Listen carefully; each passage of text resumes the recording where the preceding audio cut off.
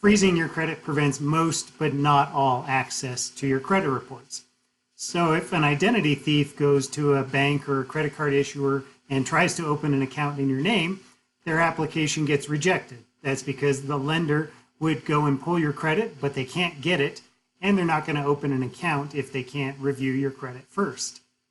To freeze your credit, you contact the credit bureaus and give them instructions to do a freeze. But before you do that, it's really important to know how to unfreeze your credit and to understand some of the pros and cons of having a freeze in place. I can't overemphasize that as you go through the process of freezing your credit, make sure you have a good copy of your PIN and or password that's required to unfreeze it. There will come a day and you'll be in a hurry and you'll be busy and a million things going on that you will want to unfreeze your credit, and at that point you need to have that PIN easily accessible. A good place to keep that information might be a password manager that's encrypted, and so if somebody gets into your computer or your systems, they can't access those PINs or passwords, or a safe if you prefer to do things on paper. Freezing your credit is free under federal law, so there's not much holding you back from contacting the three major credit bureaus, Equifax, TransUnion, and Experian.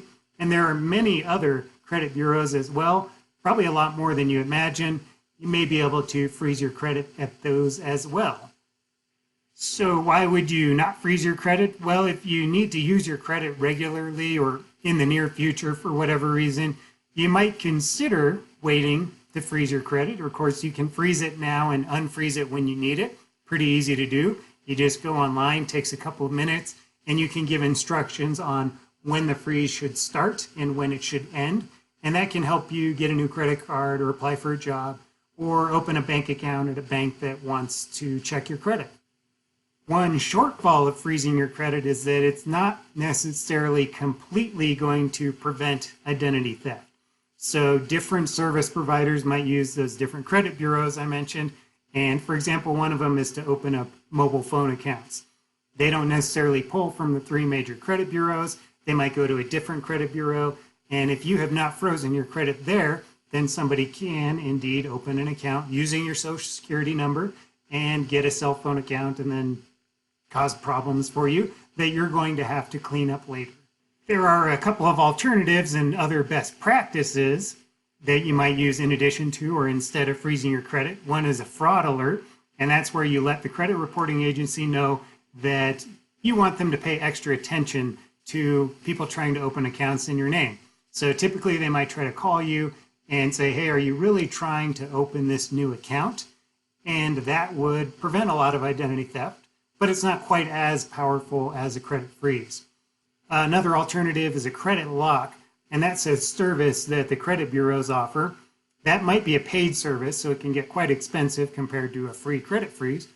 But what they advertise is that you can quickly lock and unlock your credit using an app or going online instead of having to use a PIN and do the slightly more cumbersome process of unfreezing your credit.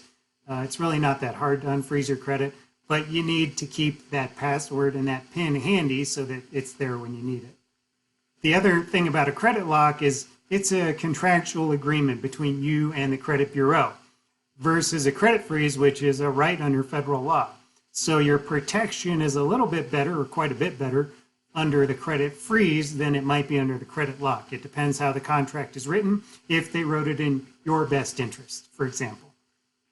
Finally, there's credit monitoring, and you should certainly keep track of your credit. Check your credit reports. You can do it for free every year. You get a free credit report under federal law from each credit bureau, so definitely do that. And you can also sign up for credit monitoring services.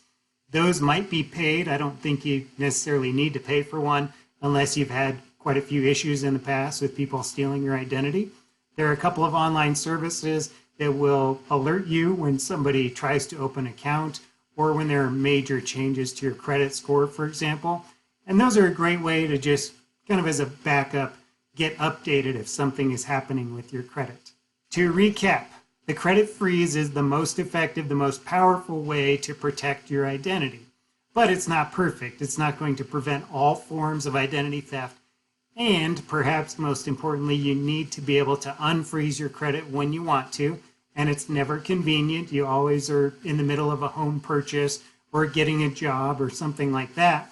So make sure when you freeze your credit, you do a really good job of saving that PIN or password in an easy to find place so that you can unfreeze your credit when you need it.